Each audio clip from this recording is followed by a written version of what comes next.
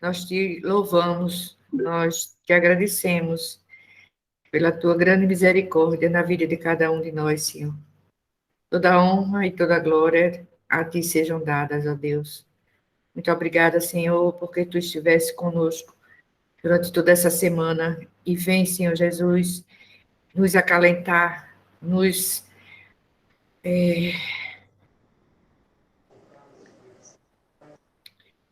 direcionar, vem nos fortalecer, vem nos dar alegria nas pequenas coisas do dia a dia. Que nós possamos ver nisso, Senhor, sempre a tua mão e a tua bênção. Estende sobre todos nós, Senhor Jesus, o teu amor, a tua esperança, e aumente em nós, Senhor Jesus, a tua fé. Muito obrigada, Senhor Jesus, pelas bênçãos de saúde durante toda essa semana, Senhor Jesus. A recuperação das pessoas, tanto com doenças adversas, mas pela Covid. Que tu possas também, Senhor Jesus, abençoar os que estão enfermos, precisando, Senhor Jesus, da unção do teu óleo, o óleo da cura, e que tu possas estar ao lado de cada um, da família de cada um, Senhor Jesus, nos fortalecendo sempre no teu amor. Amém. Amém.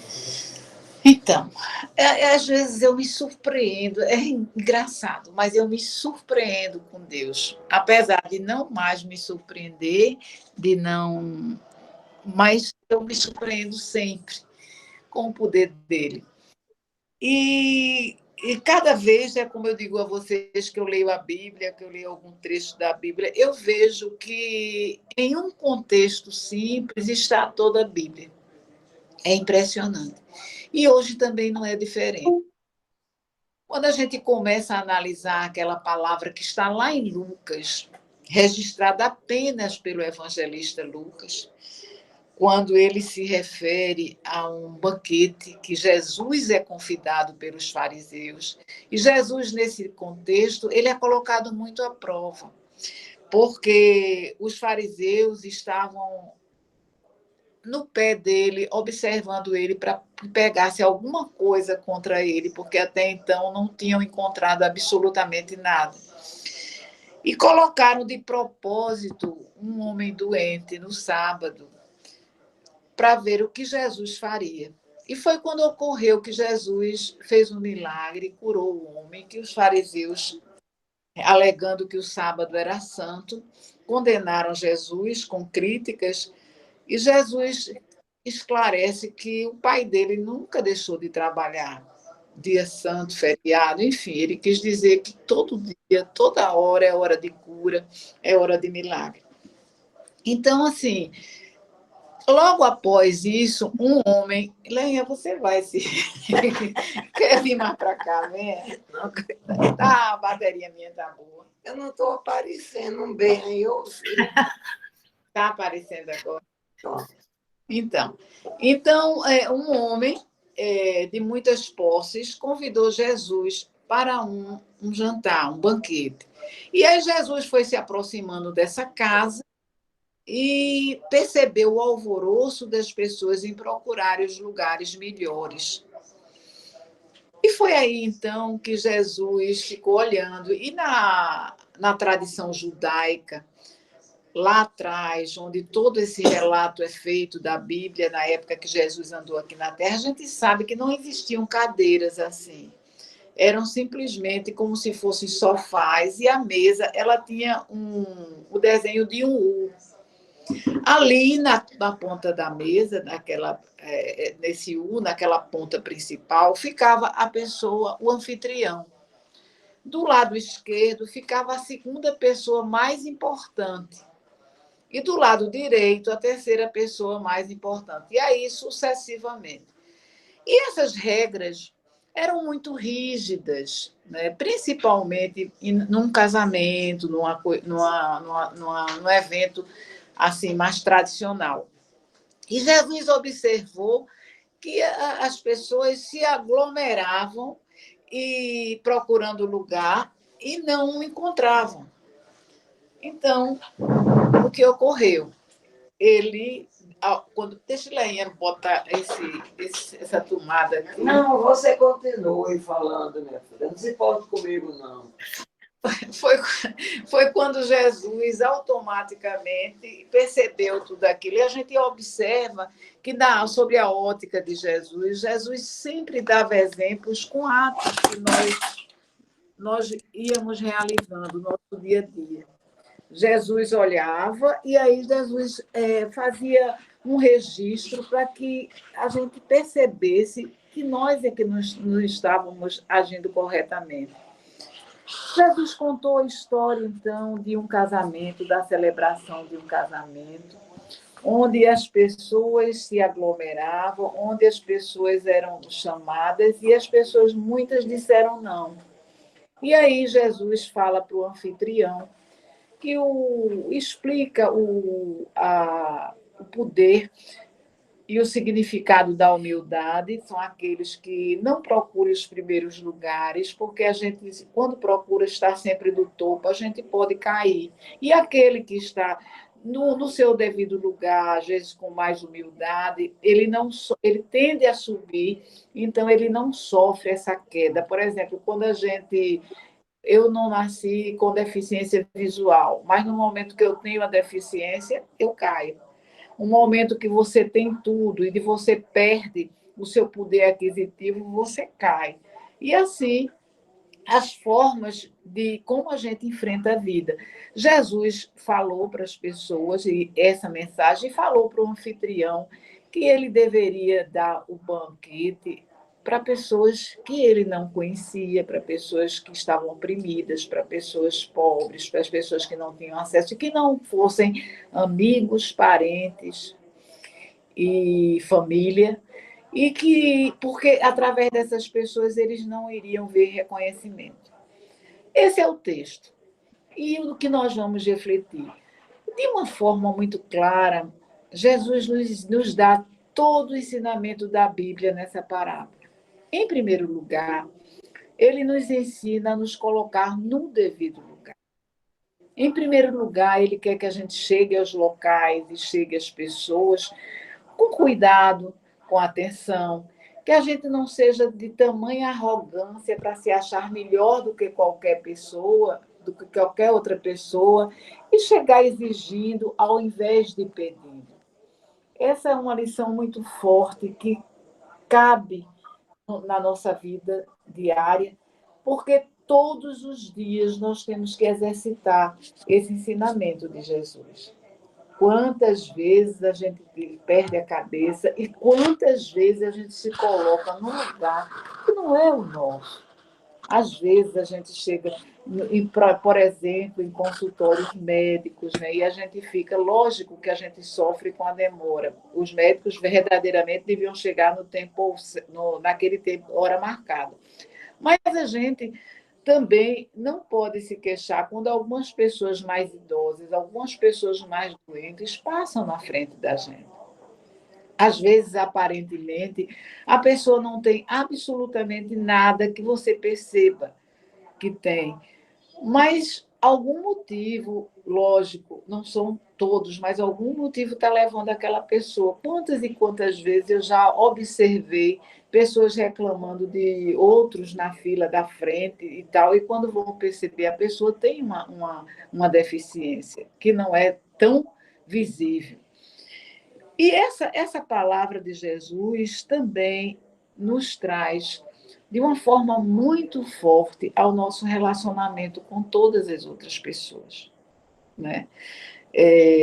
Às vezes a gente sublima o outro, porque o outro tem uma forma de pensar diferente, porque o outro se veste de uma forma que não é aquela que nós usualmente achamos que esteja correta.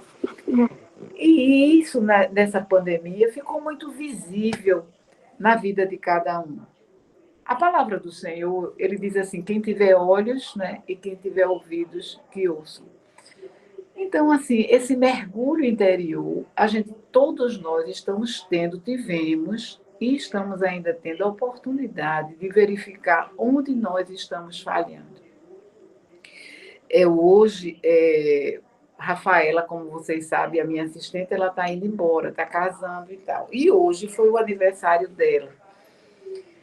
Eu achei que ela não ia trabalhar hoje, né? Mandei uma cestinha para ela ontem e tal. Eu achava que ela não ia me pedir para não trabalhar, mas ela disse: doutora, eu vou trabalhar, eu venho trabalhar. A senhora vem? Eu disse: olha, eu vou ter que sair com Leia, mas a senhora vem, né? Aí eu disse: veio.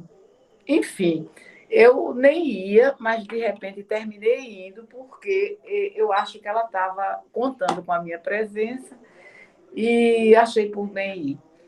Então, eu comprei um bolinho simbolicamente por conta da pandemia e ali eu pedi para elas colocarem o que elas estavam sentindo. Eu acho uma hora muito importante, porque cada um coloca. E assim, minha gente, eu fiquei muito surpreendida com o que eu ouvi. Rafaela é muito reservada, muito. As pessoas acham, inclusive, ela antipática. E ela estava muito bonita, hoje que ela é muito bonita, estava toda arrumada, né, e tal. E aí ela falou assim, que o que ela mais, que ela está indo casar, que é o sonho da vida dela, ela vai construir uma família. Mas o que estava pesando muito no coração dela é ter deixado aquele escritório, estar deixando o escritório, deixando porque ela se sentiu muito acolhida e que ela sente a presença de Deus. E aí eu aproveitei e disse para ela que as pessoas todas deveriam ser honestas e ter caráter, mas infelizmente hoje isso é uma exceção. Mas que ela foi um presente de Deus, porque eu nunca me senti usada com ela, nunca me senti assim. Ela é uma pessoa de um caráter enorme, eu confio integralmente dela, e ela sabe perfeitamente que muito pouco, se ela quisesse, ela me usava por conta da minha deficiência. Enfim, eu acho que esse crescimento diário, quando a gente aposta no outro, a gente tem frutos maravilhosos. A gente não pode desistir de ninguém. Ainda estou no primeiro ensinamento de Jesus. Porque, por mais que a gente ache que a gente não vai conseguir entrar naquele quarto, porque a porta é muito dura, muito enferrujada, a gente consegue com os ensinamentos de Deus. A gente consegue, às vezes, a gente não precisa nem falar, como foi o caso de Rafael, que me ama. E eu senti isso muito forte hoje na fala dela. E ainda não se acostumou que eu bato em tudo, e por conta da minha visão, e quebro tudo. E aí, resultado, foi muito forte para mim o depoimento dela, quando ela disse tudo isso, porque isso é uma construção diária, é a construção que a gente faz com cada uma de vocês. É a construção que, por exemplo, com cada um da casinha, a gente tem um caminho diferente, um tipo de relacionamento diferente. Por exemplo, eu tenho um relacionamento com Fafá, mas eu tenho um relacionamento completamente diferente com Gracinha, com Zita, com Tequinha, e por aí vai, não é? Mas a forma como a gente se dirige, a forma como a gente chega perto do outro, não há necessidade da gente expressar essa palavra, eu te amo, porque Jesus faz com que a gente haja de uma forma que o outro possa compreender. Por outro lado, quando Jesus diz que é tudo uma parábola, quando Jesus diz ao anfitrião que ele devia convidar pessoas oprimidas, pessoas que não fossem da família da gente, eu entendo perfeitamente o ensinamento de Jesus, porque Jesus não quis dizer que a gente não fique perto de quem a gente ama, da família da gente, não é nada disso. Jesus quer dizer que aquele que está perto da gente, a gente sempre está usufruindo. Mas o verdadeiro plano de Deus só se realiza quando a gente está disposto a ajudar uma pessoa que não faz parte do nosso relacionamento, porque aí nós vamos verdadeiramente conhecer a graça de Deus, porque a gente não vai receber muito obrigado. São pessoas que não fazem parte do nosso dia a dia. São pessoas, por exemplo, a gente vinha pela rua hoje e passamos numa farmácia, estávamos sem feirinha, sem trocado, sem nada, e vimos uma mulher pedindo ajuda, uma mulher já mais de meia idade, né, com a barriga grande, assim, tal, e a gente ficou muito incomodada com isso. Tanto que eu disse a seu Gilson, quando eu lembro esse local, para quando eu pegar uma feirinha, eu passar por aqui e dar a essa senhora.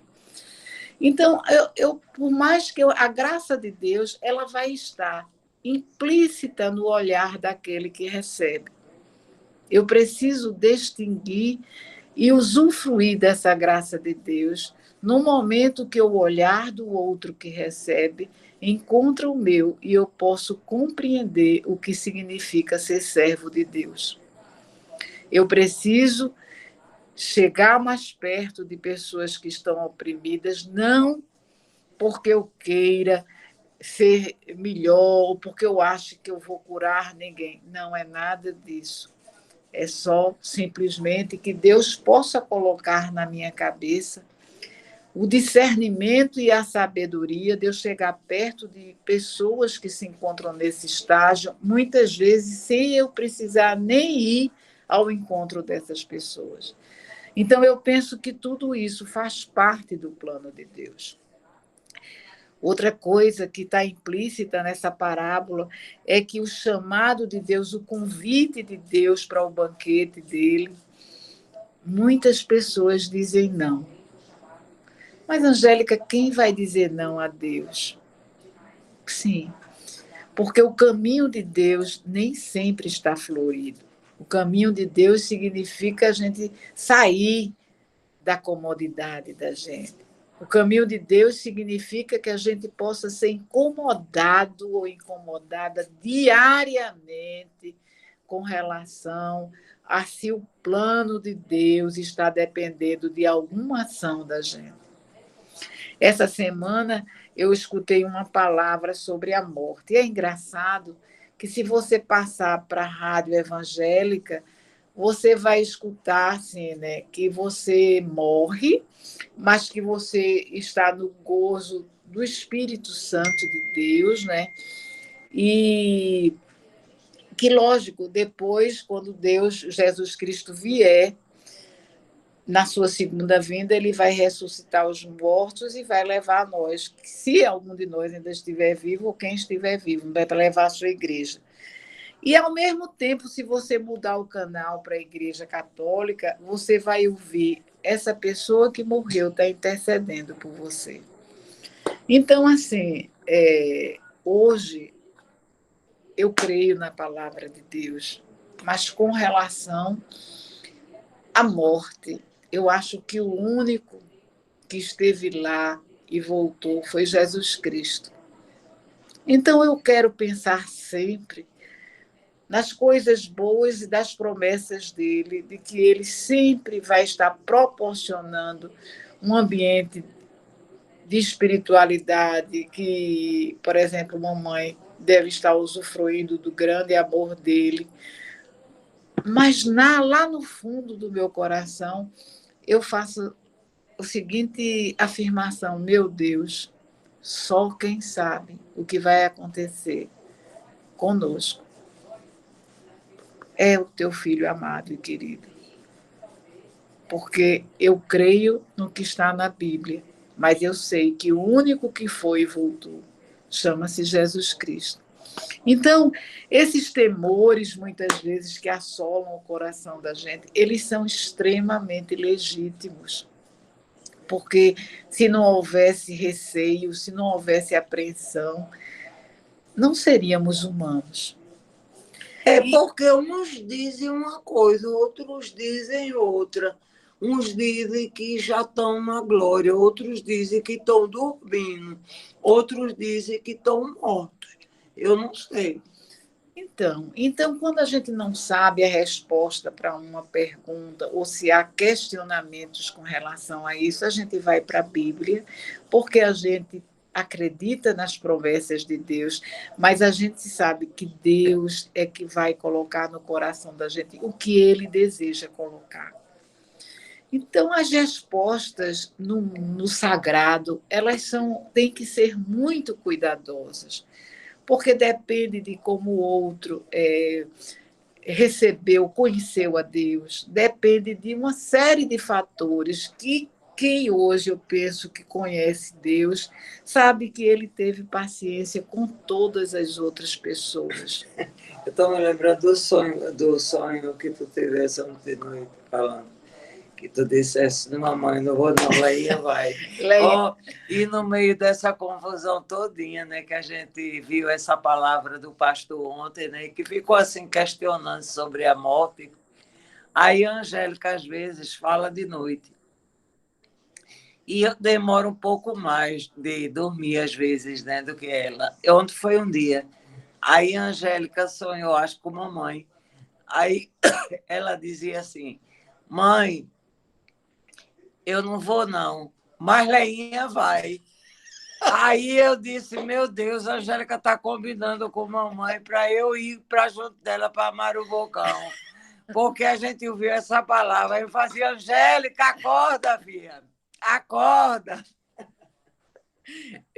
Então, minha gente, e vocês estão me ouvindo, né?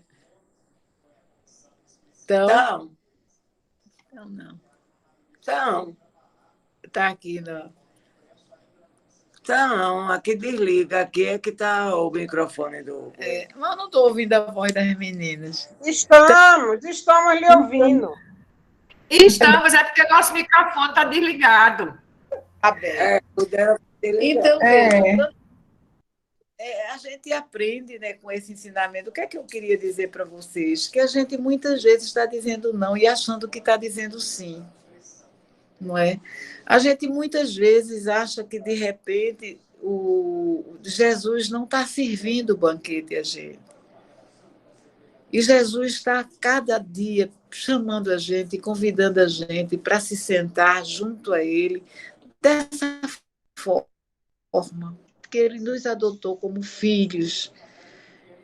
E esse banquete é muito significativo para a vida de cada um de nós, porque o banquete significa como você se porta, como você conhece a Deus, como você é transformado e como você está disposto ou não para servir ao reino de Deus. Às vezes, eu fico pensando que o emocional é o pior que pode acontecer na vida da gente, e é o pior quando eu escuto essa frase daquela atleta americana que afirmou estar com problema mental, por isso deixou de participar está deixando de participar das Olimpíadas, aquela americana. Eu fico imaginando quantas de nós já não fomos pressionadas pelo peso da responsabilidade de dar certo. Quantas de nós também não tem no ombro o peso daquela atleta? Porque a gente, de uma forma ou de outra, a vida empurra a gente para que a gente seja um ás em tudo, para que a gente seja filha, para que a gente seja uma mãe exemplar, para que a gente seja, enfim, para que a gente... E são muitas regras que são impostas para que a gente possa ficar de acordo com o que a sociedade exige. É tão claro quando essa atleta diz que não está aguentando, né, que está deixando de participar porque está com problema mental. Ela já vinha dando sinais disso quando ela colocou na rede social que parecia que ela estava carregando o mundo nos ombros. E eu fico pensando que o nosso emocional, por vezes, é muito frágil. É muito frágil. E no nosso grupo da casinha, muitas de nós já passou por essa fragilidade mental, né? Seja por conta de perdas, seja por conta de situações financeiras difíceis, seja por conta de problemas dentro da família, seja por conta de repente, a gente não imaginar e não aguentar a pressão que está sentindo e a gente sofrer fisicamente e ter uma doença de cunho emocional. Eu acho que nós precisamos cada vez mais ter cuidado com a cabecinha de cada um. Precisamos entender que quando a pessoa está numa situação dessa, ela não pode ouvir coisas tristes. Precisamos entender de que forma a gente vai lidar com a pessoa que está vivendo tantas dificuldades, como Jesus diz, que a gente precisa não procurar os primeiros lugares.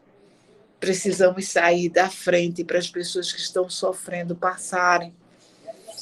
Precisamos entender que muitas vezes não é a vez da gente, embora a gente saiba que tem tudo para ocupar aquele lugar, mas que a gente precisa recuar. Precisamos entender que a dor é dor em qualquer coração humano. A dor é uma dor. Seja uma dor de desespero por perdas, seja uma dor de uma angústia que a gente não pode fazer nada por quem a gente ama. Seja uma dor porque a gente não tem o poder de colocar um sorriso no rosto das pessoas que nós amamos, tranquilidade. Então eu vejo que essa parábola, ela de uma forma muito sábia, e como Jesus fazia, ela reúne todos esses requisitos.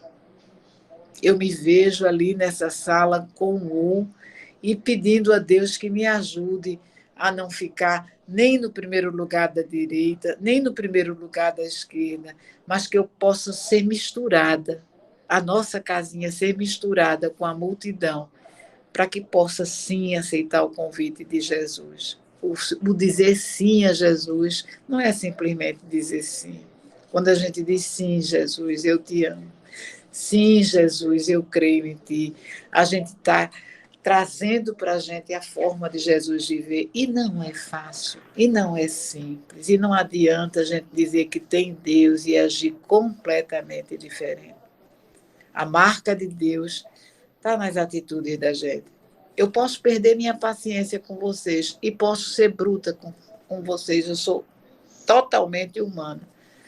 Mas se eu conhecer a Deus, o arrependimento vem de imediato e eu vou perceber que a minha forma de agir pode ser completamente diferente, porque um dia Jesus me escolheu para que eu pudesse nascer de novo. Então, minha gente, eu quero terminar essa reflexão dizendo que, mais uma vez, eu estou muito confiante que nós teremos muitas vitórias ainda a comemorar. Eu estou muito confiante de o caminho da casinha hoje é a distribuição não só de feirinhas, mas de carinhos, de paciência, de tolerância e de escolher aquela pessoa que Jesus quer que a gente escolha naquele momento, porque todos os dias estamos escolhendo pessoas diferentes, mas que fazem parte de um reino onde Jesus conta conosco. Palavra do Senhor. Amém. Graças a Deus.